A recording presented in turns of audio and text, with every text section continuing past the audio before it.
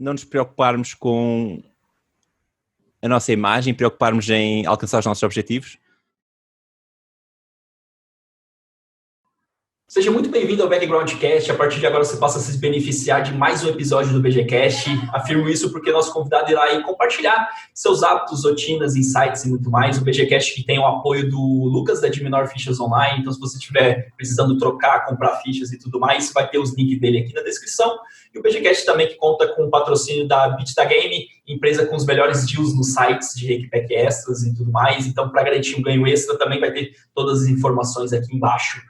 Beleza? E antes de apresentar o currículo do nosso convidado de hoje, já aproveita para se inscrever, deixar seu comentário, um like, para a gente continuar gerando esse conteúdo aqui no canal, beleza?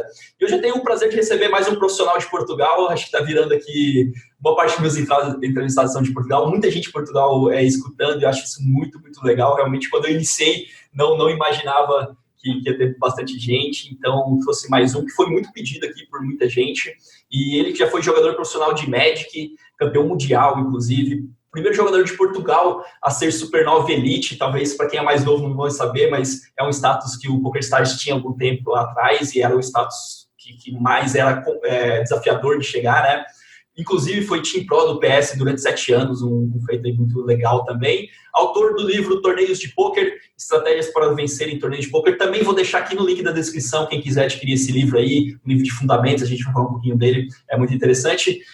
André Coimbra é o nome dele, seja muito bem-vindo, André, é um prazer recebê-lo aqui no PDGcast, meu parceiro. Obrigado, Sal, o prazer é todo meu, já não dava uma entrevista há algum tempo, ainda estou sempre um bocadinho nervoso, mas vamos ver o que acontece.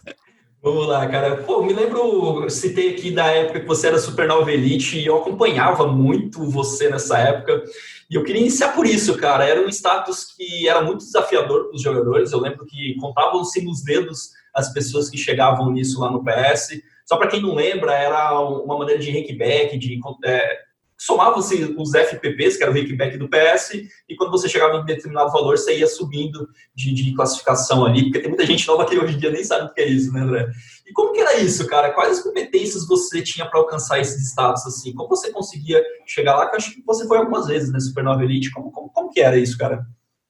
Sim, basicamente o Supernova Elite, eu não me lembro dos números exatos, mas acho que tínhamos gastado cerca de 180 mil dólares em rake num ano, portanto cerca de 180k num ano, e dava-nos um rakeback muito grande. Da primeira vez que fazíamos Supernova Elite, dava cerca de 100k de retorno, mais ou menos. Da segunda vez já dava 120k, portanto, se já fosse Supernova Elite no segundo ano em que começava, já ganhava cerca de 120k nesse ano, portanto, já tipo 2/3 de rakeback, basicamente, que era bastante dinheiro. Cara, era um desafio entrar, né? Eu acho que demandava, assim, muita era preciso meter... sim, era preciso meter muito volume e jogar já a níveis razoáveis. Portanto, quanto mais alto fosse o nosso average buy-in, ou mais facilmente, menos nós tínhamos de jogar, ou menos torneios, menos hit and goes, mas exigia bastante volume. E isso, que era na época, assim, para você chegar nisso? Qual a competência que você acredita que era de suma importância para colocar esse volume? Isso é vencedor também, não era só colocar volume, né? E jogar esses limites. Quais eram os desafios de você se tornar Supernova Elite naquela época?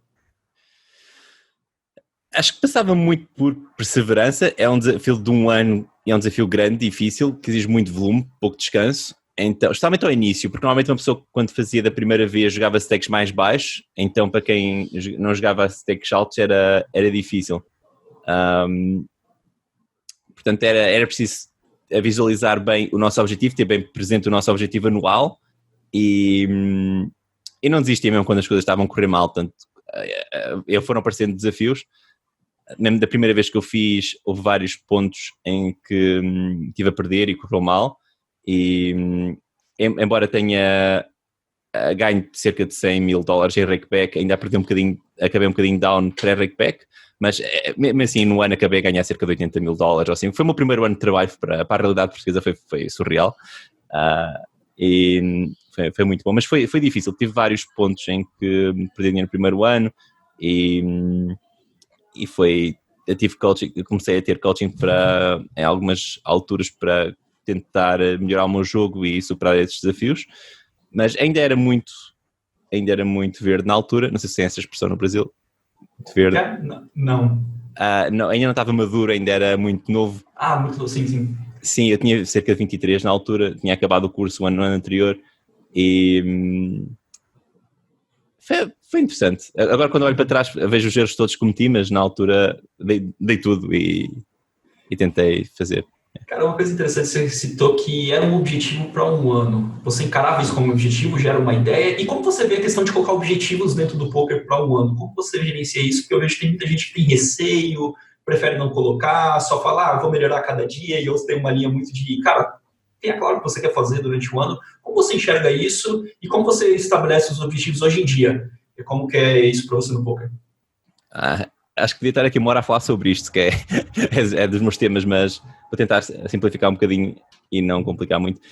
Eu, durante muitos anos, tive objetivos financeiros quando jogava póquer profissionalmente, porque uma das razões principais porque eu jogava póquer era para tentar alcançar a minha liberdade financeira, ou seja, chegar a um ponto em que eu não precisava de trabalhar para ganhar dinheiro. E o meu objetivo era chegar lá antes dos 30 anos. Daí que quando cheguei a esse ponto deixei de jogar póquer, porque já não tinha, já estou a avançar muito no tema, mas já está ligado. Deixei de jogar, quando atingi esse meu objetivo financeiro, deixei de jogar póquer e tive 2 anos sem jogar, basicamente. É que não toquei, acho que não, mal toquei em mesas de póquer. Mas depois cá à frente falamos mais sobre isso. Eu acho que objetivos financeiros em geral é mau, porque no póquer é difícil controlar quanto é que ganhamos num ano. Especialmente hoje em dia que... Eu na altura jogava sit and goes, tinha muito menos variância do que tem os torneios hoje em dia e ainda dá para prever mais ou menos como é que ia correr num ano com alguma margem de erro. Agora em torneios é quase impossível prever quanto é que uma pessoa vai ganhar num ano e acho que é um mau objetivo. Hoje em dia os meus objetivos passam mais por... são mais qualitativos.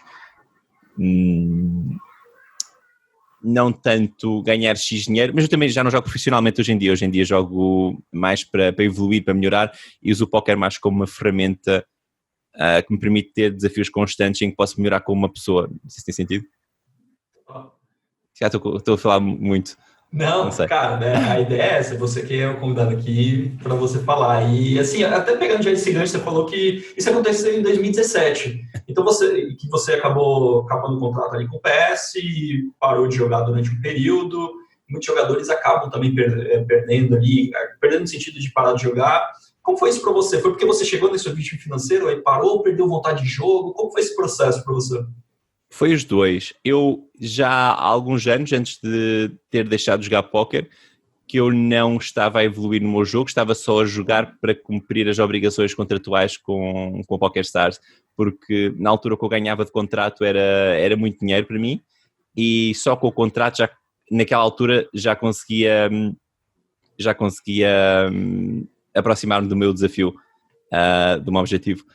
Portanto, eu nos primeiros anos em que joguei póquer profissionalmente ganhei muito dinheiro e nos primeiros 3, 4 anos ganhei mesmo muito dinheiro. Depois, a partir daí, como estava satisfeito com o dinheiro que estava a ganhar com o PokerStars e era dinheiro sem variância, era dinheiro certo, deixei-me de preocupar tanto em evoluir e preocupar mais em criar conteúdo, em criar valor para a PokerStars e manter o deal com eles.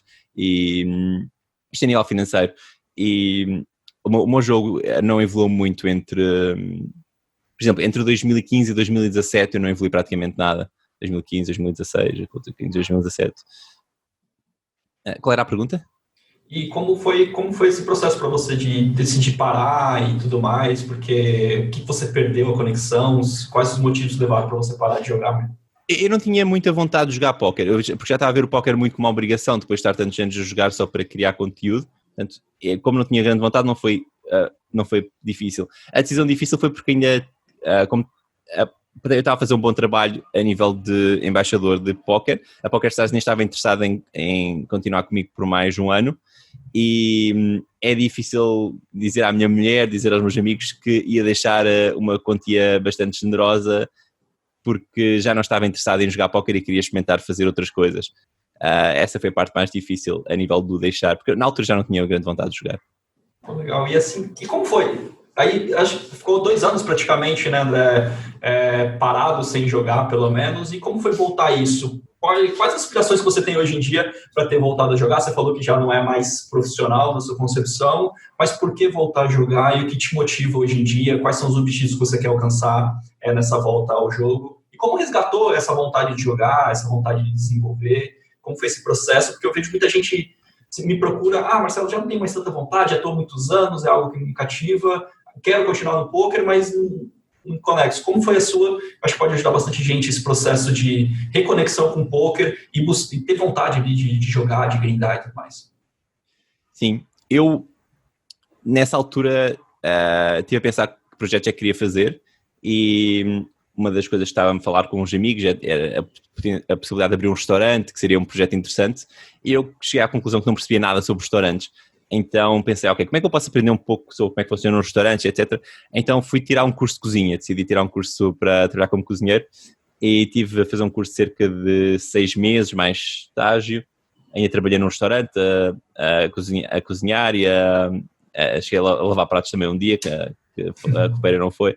E foi uma experiência interessante. E no final desse curso estive a fazer algum como é que se diz? Estive a pensar naquilo que eu queria fazer a seguir, quais é que eram as opções, o que é que eu queria realmente alcançar, o que é que eu queria ter como desafios, e nessa altura, como já podia continuar a trabalhar como cozinheiro, podia voltar a jogar Magic, que também considerei, poderia voltar a jogar Poker eventualmente, e a conclusão que eu cheguei foi que ainda tinha alguns desafios pendentes eu no Magic estava satisfeito com a minha carreira. Acho que depois de ganhar o campeonato do mundo já não havia muito para mim depois. Não fiquei com vontade de ganhar mais, não sei se tem sentido. E no póquer senti que ainda havia algumas coisas que eu queria fazer. Eu já tinha começado há uns anos atrás a escrever um livro, mas tinha escrito muito pouca coisa. E decidi, ok, tenho aqui este projeto que nunca fiz, eu gostava de escrever um livro na vida e já tinha começado aqui. E então um dos objetivos que eu meti para fazer, achei que ia demorar 1 ano, demorei 2, foi escrever um livro de póquer. Depois também cheguei à conclusão que a nível de desafio para mim, a nível pessoal, desenvolver competências, o póquer é mais rico do que o Magic, porque no póquer seria necessário organizar mais o estudo, lidar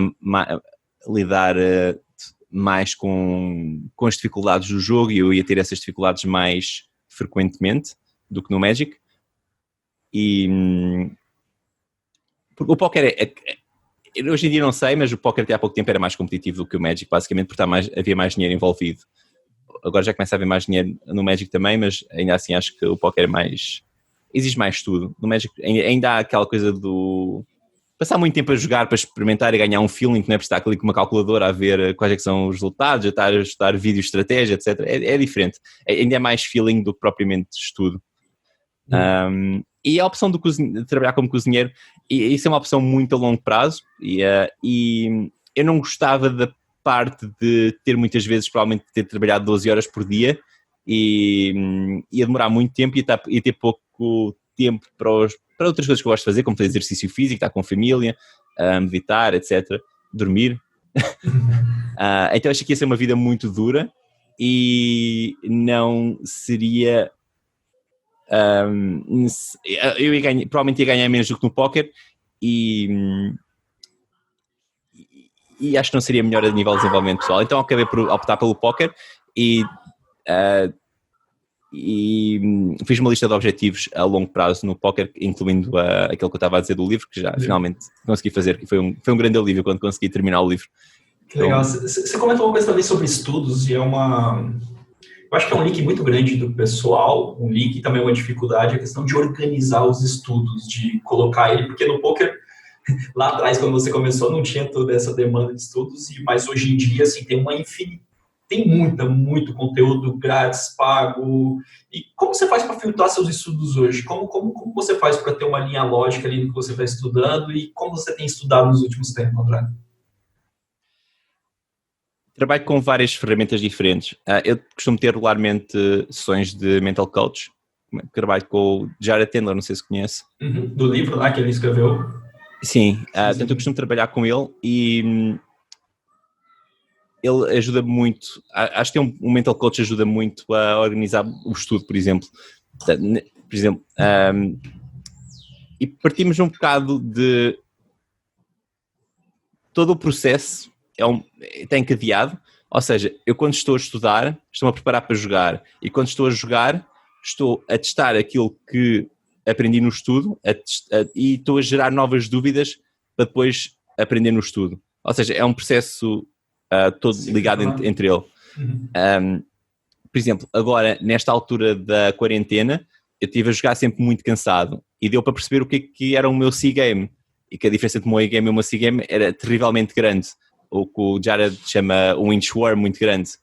Exatamente. Então estive a discutir isto com o Jared e chegámos à conclusão que tenho que trabalhar o meu C-game, porque e ao trabalhar o meu C-game vou melhorar também o meu A-game, ou seja, porque depois vou ter mais energia para pensar naquelas jogadas que estou a aprender na altura e não tanto, porque vou estar a fazer algumas jogadas automaticamente. Então neste momento estou a trabalhar o meu C-game, tive que dar alguns passos atrás, porque eu até recentemente o que eu fazia era aprender mais, mas eu aprendia e não gastava tempo a aplicar e realmente a absorver. Eu estava sempre a meter coisas novas no meu jogo, mas não se tornavam automáticas, não gastava tempo. Era um bocado como ir ao ginásio e fazer sempre exercícios diferentes, não é? Tudo acaba por não aprender nenhum exercício, tem sentido? Sim, e até legal para falar para as pessoas, porque também eu li, inclusive, no livro do Jared, que é a questão do conhecimentos novos. Você está trabalhando no seu A-game, você está trabalhando na ponta ali da worm, né, da minhoca que ele está falando. E repetir processo e, vamos dizer assim, trabalhar o C-game seria o quê? Internalizar aquelas coisas que você já sabe, ou seja, trabalhar nos fundamentos, trabalhar nos conceitos que você já sabe e personalizar esse, e o ideal é deixar ele bem próximo do outro para ficar, né? É isso realmente, é isso que você vem trabalhando hoje em dia, mais no contexto de melhorar aquilo que você já sabe, os fundamentos e tudo mais? Sim, não só o que eu já sei, mas portanto, consolidar ali à volta daquilo que eu já sei também. Eu agora comecei a estudar mesmo do início, tenho estado a usar o curso do Razor Edge, que eu acho que é muito bom. Eu acho que o Ben CV diz mesmo aquilo que acredita e não está a esconder ali nada. E o que eu tenho feito estou a tentar estudar um tema por mês, às vezes, se calhar, há pouco tempo, mas é um tema por mês. E temos, como eu só posso jogar, agora só tenho tido mais tempo a jogar ao fim de semana, mas posso estudar durante a semana, tenho feito o Jared fez-me um plano gradual, ou seja, no início da semana começo só com temas teóricos, terça e quarta faço só temas teóricos, ou seja, vou ver vídeos, vou tirar notas dos vídeos, vou organizar as minhas notas, só ter aquele pensamento teórico. À quinta e à sexta já não vejo vídeos teóricos, só se for vídeos a rever mãos práticas, mas é tudo mais prático, ou seja, eu vou analisar as minhas próprias mãos e ver se tentar aplicar aqueles apontamentos que eu aprendi durante a semana para analisar mãos e vou ver vídeos de analisar mãos, mas não ver os vídeos de forma passiva, quero estar a ver os vídeos e pensar, ok, como é que eu fazia aqui? E desenvolver esse pensamento. Portanto, vai ficando cada vez mais prático. Nos dias em que jogo, estou a tentar ver 1 hora de mãos, não imediatamente antes de começar, mas um bocado antes de começar, se há 2 ou 3 horas antes, e que é para aquecer a cabeça e para aproveito para estar a ver. E depois, quando estou a jogar, o próprio ato de jogar é importante no sentido de ver como é que eu estou a conseguir aplicar aquilo que estudei durante a semana e a gerar dúvidas para aquelas sessões em que eu vou estar a rever mãos na semana a seguir. Eu, no primeiro sábado que fiz isto, como estava tão concentrado a aplicar os novos conceitos, esqueci-me de marcar mãos, então não tinha mãos nenhumas para rever na semana a seguir. Já no domingo a seguir, fiz questão de marcar mãos e fiquei com material para estudar depois. Não sei se tem sentido. Sim, total. E a questão, assim, o cara que está mais no início, como se você tivesse que iniciar hoje sem conhecimento, você já tinha fundamento, base, então você está aperfeiçoando isso, mas tem muita gente que está no início e o que ele deve estudar no começo? Porque, de novo, muita informação, fica perdido. O cara que está mais no início da carreira, começando ali a jogar os primeiros torneios ou o primeiro ano de carreira, o que é importante o cara colocar foco de estudos na sua opinião, André? Eu acho que é tentar rapidamente desenvolver quase um algoritmo para as situações mais comuns. Ou seja, começar pelos fundamentos, estudar a fundo, mas é muito difícil para quem está a começar, porque eu tenho alguns alunos e aquilo que eu noto é que quem está a começar, podem estar a ver um vídeo do Ben CB, do Razor Edge, etc., como jogar uma mão post-flop, mas eles, como ainda não sabem quais é que são os ranges de pré-flop de core, é difícil, é muita informação ao mesmo tempo. Então acho que ao início é preciso estudar, mas também é preciso jogar e ir encontrando desafios no próprio jogo e ver quais é que são as soluções. Por exemplo, eu estou a abrir no botão com 50 blinds, eu não sei qual é que é o range ali. Eu tenho que apontar isso e depois, quando estou na altura de estudar, tenho de comparar aquilo que eu acho que é o meu range com aquilo que é o range das tabelas, por exemplo, e ver e aprender assim, porque não é intuitivo ao início saber qual é que é o range do botão, qual é que é o range do cutoff, qual é que é o range do hijack, como é que as posições mudam, e está muito trabalho, mas eu não sei qual é que é a solução perfeita de estudo para quem está a começar. Isso acho que tem sentido ter um mental coach, provavelmente vai estar mais informado sobre as melhores formas de aprender do que eu. Legal, inclusive isso eu queria tocar, você escreveu o livro, eu falei um pouquinho lá no começo, sim. E eu ainda não pude lê-lo e tudo mais, mas eu recebi alguns feedbacks de pessoas que eu trabalho, que são aí de Portugal, que leram, e eu também fui lá ver os tópicos dele, né, é um livro que fala muito de fundamento. Você vê que hoje no field, de maneira geral, isso é um nicho grande do pessoal, acaba que não tem tão bem fundamentado o jogo, você observa isso, como você vê esse quesito? E o porquê, aí já engatando nisso, o que te motivou a escrever esse livro dessa maneira também? Se é essa observação, talvez, né? Sim, o livro, da forma como está escrita, o livro começou ainda quando eu estava a tirar o curso de cozinha. Houve algumas pessoas que me contactaram e que queriam ter coaching comigo à mesma de póquer, embora já não estivesse a jogar póquer. E na altura, a preparar o coaching para eles, a primeira sessão de coaching foi sempre uma sessão de avaliação em que eu via o jogo do aluno e procurava leaks, e depois já tendo leaks, por exemplo, um aluno que não sabia como é que havia de jogar pares, não sabia quando é que havia de fazer set mine, não sabia quando é que havia de foldar, a maior parte dos jogadores iniciantes não fazem a mesma ideia. Eu comecei por ver que vários alunos tinham aquela questão, então eu estava sempre a repetir-me nas sessões de coaching, estava sempre a dar a mesma aula. Eu achei que isto nem era produtivo para mim nem produtivo para o aluno, então comecei a escrever artigos por exemplo, sobre como é que vamos jogar pares quando estamos mais deep, como é que fazemos set mine, como é que não fazemos, e então, depois de encontrar as leaks, eu mandava, por exemplo, ao meu aluno o artigo sobre set mining, e depois, na sessão seguinte, em vez de estar eu a explicar a matéria do set mining, estava a esclarecer as dúvidas do meu aluno. E então, o livro começou por ser esses artigos individuais, em que eu tentava esclarecer as leaks mais comuns dos meus alunos. O primeiro capítulo do livro é muito à base dessas leaks. Depois, à medida que também os meus alunos foram evoluindo, começaram a pedir temas um bocadinho mais avançados e mais avançados e mais avançados. Como é que vai ser o range de defesa contra uma tribet? Nós abrimos do botão e como é que vamos defender contra a tribet? A maior parte das pessoas não defende o suficiente. Estão ali a jogar um range muito loose, mas não sabem que devem defender se calhar metade das mãos, depende do jogador, mas também da situação, mas se calhar metade das mãos. E o que aconteceu foi que, em alguns casos, eu cheguei à conclusão que eu não sabia responder bem aos meus alunos e tive de ir pesquisar para responder a eles, e acabei por escrever artigos a explicar esses pontos, e foi assim um bocado o início do livro. Portanto, foi muito à base dos artigos que eu fazia para ajudar os meus alunos, para, em vez de estar a explicar aquilo nas aulas, para eles lerem em casa e depois tirar-lhes as dúvidas.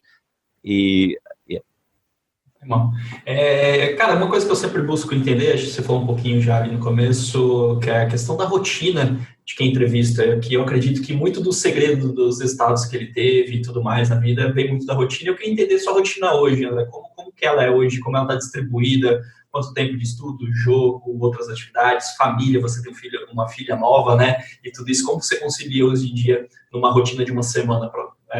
Como que é hoje em dia para você? É uma altura um bocado estranha para falar sobre isto, porque já há 2 meses que não tenho normalidade. Mas... Vamos trabalhar, né? Fora esse cenário vamos excluir esse cenário como que ele seria, porque eu acho que todo mundo hoje está na rotina de ficar em casa o dia inteiro, né? Sim. É difícil. E é difícil às vezes tomar as decisões como é que nós devemos adequar o nosso tempo, não é? Eu comecei por definir objetivos a 6 meses, objetivos a 1 ano, objetivos até 5 anos eu tenho definidos. E também defini os meus valores, o que é mais importante para mim. Por exemplo, o meu primeiro valor para mim é saúde e vitalidade. o segundo é aprender e desenvolver-me, etc, etc. E isto acho que é importante começarmos pelos valores e pelos objetivos, porque vamos ter que, cada pessoa tem 24 horas por dia, vamos ter que dar prioridade a alguma coisa, não é? Vamos ter que escolher entre, ok, vou passar tempo com os amigos ou vou estudar póquer. Não é linear, depende, temos de alocar o nosso tempo, mas depois também temos de ver. E eu desenvolvi alguns objetivos objetivos diários, objetivos semanais e objetivos mensais. Eu agora estou um bocado desorganizado, mas está a mostrar ali atrás. Tenho ali uma quadra atrás e isto costuma estar um bocadinho mais organizado, mas pronto, eu tenho de um lado os objetivos diários, depois os objetivos semanais e objetivos do stream, mas agora não está, isto é uma grande confusão, mas pronto. Basicamente, à medida que tenho os objetivos diários, que pode ser, por exemplo, fazer 10 minutos de exercício, que é o mínimo, às vezes faço mais, faço 30, 40, mas se pensar em fazer 1 hora de exercício, a maior parte das vezes não vou fazer, acho que é muito tempo, mas se marcar, se tiver como objetivo fazer 10, acabo por fazer 1 hora às vezes. Então tenho o objetivo de fazer 10 minutos por dia de exercício, 10 minutos de alongamentos, ler um livro 10 minutos, acabo sempre por fazer mais, mas pelo menos aquele mínimo tenho de fazer. Então tenho ali uns ímãs e quando cumpro aquela tarefa meto, ok, está feito, e meto assim um smile verde, e quando não está feito está um smile vermelho e vou cumprindo assim as minhas tarefas diárias, semanais, etc. Por exemplo, ver vídeos de póquer era uma coisa que ao início era muito difícil para mim estar a ver um vídeo de 1 hora,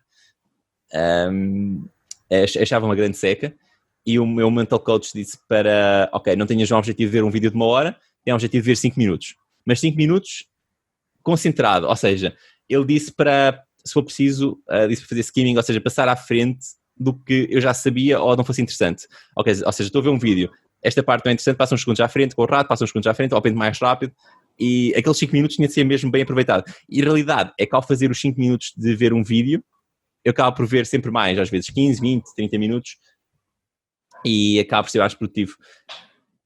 Agora, como é que eu faço a minha distribuição de tempo em geral em relação ao estudo ou a jogar, acaba por ser um bocado em função da situação. Eu acho que é importante, eu não jogo profissionalmente, como estava a dizer, eu faço, hoje em dia, a nível do póquer, eu ganho mais dinheiro a produzir conteúdo para a PokerStars, por exemplo. E tenho algumas obrigações com eles de produzir conteúdo e quando tenho que jogar mais para eles, eu jogo mais. Quando não há séries deles, por exemplo, tenho aqui um bocadinho de barulho de fundo, não tenho? Peço desculpa. Relaxa. Quando não tenho obrigações de jogar, acabo por jogar menos e estudar mais, porque eu acho que é importante jogar, mas se não tivermos de jogar profissionalmente, só até ao ponto em que estamos a aplicar conceitos e gerar dúvidas. Para além desse ponto, já não é assim tão útil jogar, para além da parte de ganhar dinheiro, claro. Mas para mim, como eu ainda estou muito atrás comparativamente com aquilo que eu gostava de estar, estou a apostar mais em estudo sempre que é possível do que em jogar. Tem sentido? Total. E olhando assim em porcentagem hoje, aí, claro, você não é profissional, é um cara que está mais no início, acho que muita gente está no início, acaba assistindo aqui, mais para MTT, mas qual o balanço entre estudos e jogos na sua opinião, André? É aquela pergunta mágica, não é? Não sei, se calhar 50-50, mas não sei. É uma pergunta muito frequente. Porque as pessoas, assim, não sei se você tem essa percepção, mas é muito pessoal a questão do quanto você consegue implementar o que você estuda, faz sentido? Sim, é exatamente o que eu estava a dizer. Mas para quem está a começar é muito difícil ter essa percepção. É tanta informação. Eu, por exemplo, eu já tinha visto o curso do Rezi Oredes todo há uns anos atrás, quando voltei a jogar em 2018, talvez. E na altura foi muito bom para mim. Só que eu agora estou a ver o curso pela segunda vez e está a ser completamente diferente. Houve muitas coisas que eu na altura não conseguia absorver e não conseguia, mesmo a ver o vídeo não reparava naqueles detalhes, porque eu não tinha aquele volume de jogo já feito e não tinha aquelas bases, como por exemplo saber quais é que são os ranges pré-flop para entender depois as situações post-flop e aquelas explicações. Eu não tinha isso ainda e agora, como já tenho isso, já estou a aprender muito mais do curso do que aprendi da primeira vez. E para quem está a começar é muita informação, muito difícil mesmo. Vivemos numa altura em que, se a pessoa quiser meter muito trabalho, dá para evoluir muito rapidamente e é mais fácil aprender do que era antes. Mas é preciso mesmo meter muito trabalho. Demais, né? Cara, outra coisa, pô, comentei que você foi campeão de Magic e tudo mais, e eu queria saber qual a principal competência você trouxe dessa época do Magic para o jogo e tudo mais, para o poker. Qual é alguma coisa que você teve que desenvolver para se tornar campeão mundial lá e que depois você acabou trazendo para o poker e te ajudou na caminhada? Acho que é o desafio. No Magic e no poker estamos em ambos os casos estamos a. São puzzles, estamos a tentar resolver puzzles, não é? Portanto, é a forma de ver o jogo de forma analítica e o saber lidar com o perder, com as derrotas e não desistir. Acho que acima de tudo, no Magic também já jogava com algum dinheiro envolvido, portanto também ajuda essa parte do jogo, não me causa, não costumo ter problemas de incomodar-me estar a perder dinheiro. Isso é muito importante, principalmente para quem joga, né? Poker, porque toda hora acaba perdendo. André, para você, cara, se você pudesse definir uma definição da palavra sucesso, qual seria? O que é sucesso para você? Acho que sucesso é a pessoa conseguir atingir os seus objetivos e sonhos, não é? E quando você pensa numa pessoa, você fala assim, bem-sucedida, uma pessoa bem-sucedida, qual pessoa que vem na sua cabeça, na sua mente, assim, que é sinônimo de sucesso para você? É difícil. Eu também costumo fazer essa pergunta nas minhas entrevistas, mas a realidade é que eu acho que é impossível uma pessoa ser bem-sucedida em todas as áreas. Eu, por exemplo, estava agora a ler um livro a semana passada, David Goggins, Pain Can Hurt. Como? Vou falar o nome dele, né? Sim. Sim, e ele parece uma pessoa muito bem-sucedida, mas eu ia à meio do livro, ele já ia com 3 divórcios. Eu pensei, ok, é bem-sucedido, mas não teve de enfrentar, não teve de ter os problemas que eu estou a ter, as dificuldades que eu estou a ter agora, da família, de ter de lidar com crianças pequenas enquanto queremos trabalhar, ter de a relação conjugal quando há crianças pequeninas e muito stress, também é difícil. Então, eu acho que uma pessoa sendo bem-sucedida numa área, à partida não vai ser bem-sucedida noutra área qualquer, e não há ninguém que seja bem-sucedido em tudo. Portanto, não tenho assim uma referência que seja, mas sei lá, se tivesse de pensar numa, se calhar Tony Robbins. Também teve um divórcio, mas sim. E olhando assim por último ano, principalmente, André, o que mais mudou em você, assim? O que teve mais de mudança na sua vida, no seu comportamento? Último ano. No último ano consegui organizar melhor e percebi que a maior parte do tempo eu vou passar com problemas que não consigo resolver e depois vou ter aquela sensação de déjà vu e vai bater tudo certo. Tem acontecido muito no último ano e que é preciso, nessas alturas em que as coisas não estão alinhadas, não estão a correr bem, é preciso ter alguma fé, continuar a trabalhar e saber que vão correr bem. E para isso também acho que é importante, especialmente quando as coisas estão a correr mesmo mal, acho que a idade ajuda e ter algum sucesso para trás ajuda.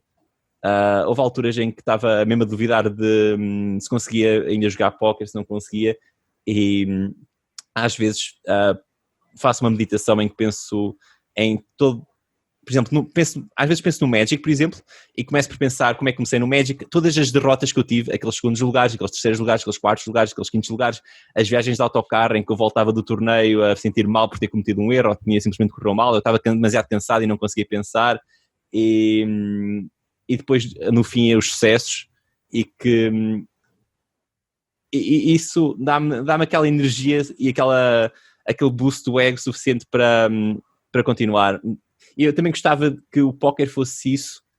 Já tive bastante sucesso no póquer, mas gostava que ainda vir a ter essas derrotas e esses sucessos no póquer para usar como referência do que vier a seguir. Portanto, a certo modo, a nível psicológico, ter ali uma base ainda mais forte para enfrentar esses desafios. Que vem dessas derrotas, né, cara? Querendo ou não, a gente é forjado nessas derrotas, nesses desafios, né? Exato, porque se nós não estivermos a ter derrotas, quer dizer que não estamos a puxar por nós, não estamos realmente é demasiado fácil, não é? E não estamos a desenvolver como pessoas. Legal. E pensando ainda nesses últimos 12 meses, quais as pessoas mais influenciaram você? O que você tem consumido, tanto a nível de livros e tudo mais, mas quais são as suas principais influências, olhando mais por esse último ano, os últimos 2 anos? Está a falar no póquer ou fora do póquer? Cara, eu gosto de tudo, porque eu acho que tudo influencia no poker também. Então pode ser do poker, pode ser fora, na sua concepção, que suas maiores influências. Eu leio mesmo muito, eu leio muitos livros. Eu, desde que descobri o Audible, eu costumo ter os ajustadores e vou levar a minha filha ao infantário, vou com o carrinho e vou ouvir um livro. Quando estou na cozinha estou a lavar os pratos e a ouvir livros, eu acabo por passar bastante tempo a ouvir livros. Mas a nível de pessoas que influenciaram muito nos últimos anos, nas últimas 2 semanas, posso dizer que foi o Wim Hof, não sei se conhece. Sim, do método do gelo, né? O homem do gelo, é ele? Incrível, incrível. Já tinha várias pessoas recomendado. Finalmente, eu há umas semanas atrás disse que tinha chegado a um ponto de exaustão incrível em que eu já não conseguia pensar numa sessão e recomendaram-me fazer as meditações do Wim Hof e tem sido incrível. Acho que eu recomendo mesmo muito, embora eu tenha ainda poucas semanas, mas tem tido um impacto muito grande. Depois, últimos 2 anos, há alguns livros que me influenciaram bastante. Se calhar nos últimos 3, o Tony Robbins, aquele livro do The Giant Within, não sei como é que é em português, mas foi o que me ajudou a definir objetivos. Despertando o gigante interior, eu acho. Né? Sim, exatamente, deve ser assim em Gigante português. Interior, isso. Sim, eu tenho um mau hábito de ler tudo em inglês, então acabo por não saber. Bom, né? Assim, mas acho que é esse, em português acho que é isso. Exatamente, é esse. E esse ajudou muito na parte dos objetivos, que eu tinha o mau hábito de definir um objetivo, mas não ter um novo objetivo quando esse acabasse. Que é muito importante quando acabarmos um objetivo já termos outro pronto para não criar aquele vácuo em que estamos ali, o que é que eu faço agora, o que é que eu faço agora? Você acha que foi isso que pode ter acontecido em 2017 com você, essa questão? Talvez tenha faltado isso na época? Sim. Eu era muito básico ainda a definir objetivos. Sim, aliás, acabei por fazer muito mind searching por causa disso, por causa de não ter objetivos definidos a seguir. Cara, legal, eu vejo isso no poker, muita gente procura assim, Marcelo, eu saí da down swing e agora eu tô me sentindo, tô com muita vontade de jogar. Basicamente é isso, eu tinha o objetivo de sair daquele momento e não tinha um para frente, né? É mais ou menos essa ideia, acho interessante isso. Faz sentido? Sim, eu nem sei até quanto é que sair de um downswing é um bom objetivo, não é? Não sei. Não, só tô falando assim que muita gente procura, né, com isso, né? Depois o cara recupera e fala, perdi a vontade de jogar. Eu falei, porque você tinha um objetivo na sua mente que era recuperar isso, a partir do momento que você recuperou, você não tinha mais nada a ser buscado. Aí você fica nesse, não sei se eu jogo, se não joga, tá tranquilo, não tem um novo desafio a ser buscado, né? Claro, deviam ter logo já um a seguir, 1 milhão, assim.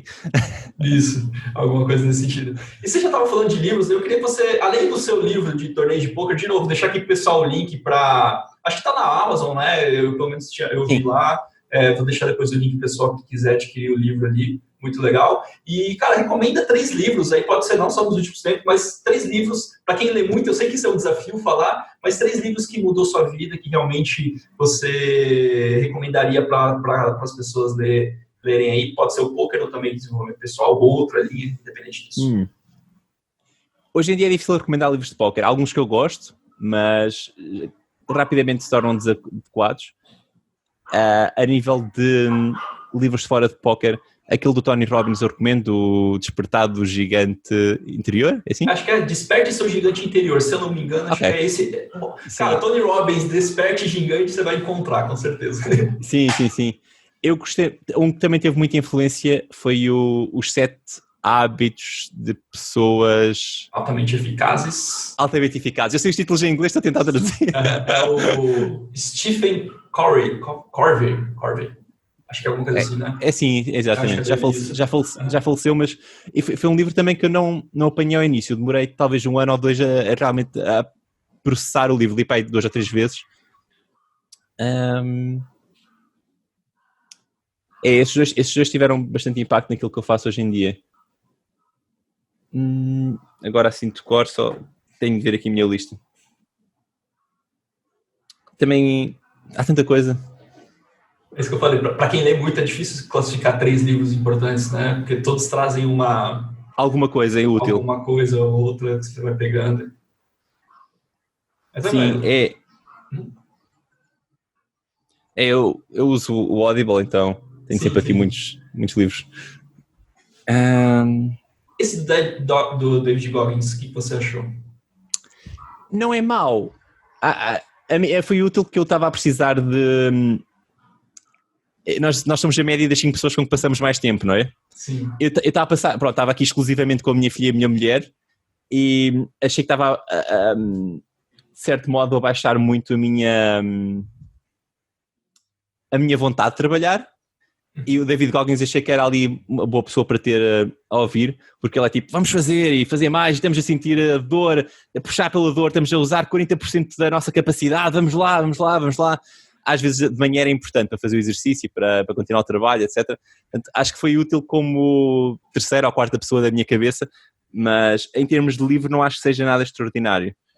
Ele é muito nessa linha do vai além, né? Busca mais, é muito interessante. Sim. Acho que é bom para essa mentalidade, mas, por exemplo, no póquer eu acho que, sendo um jogo mental, acho que é difícil puxar de forma produtiva mais a partir de uma certa altura.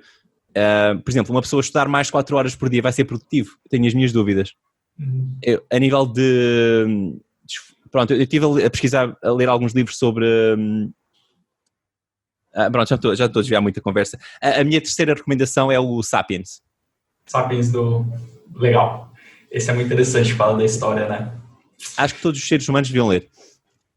Eu li ele esse ano, acho que foi muito interessante também. E até se você pudesse colocar uma frase assim, um outdoor acho que está um pouco...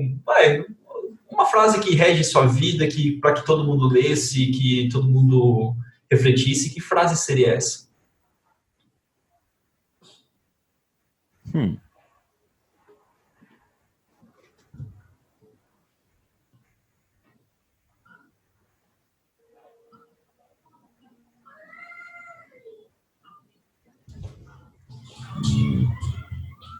Alguma que é importante, vamos dizer assim, para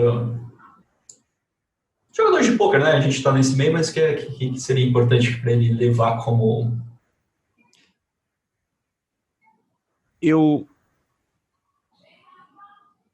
Talvez não nos preocuparmos com a nossa imagem, preocuparmos em alcançar os nossos objetivos. É uma frase que eu tenho aqui no meu... Mas não é minha a frase que eu tenho quando ligo o computador, é uma que eu vejo que é do...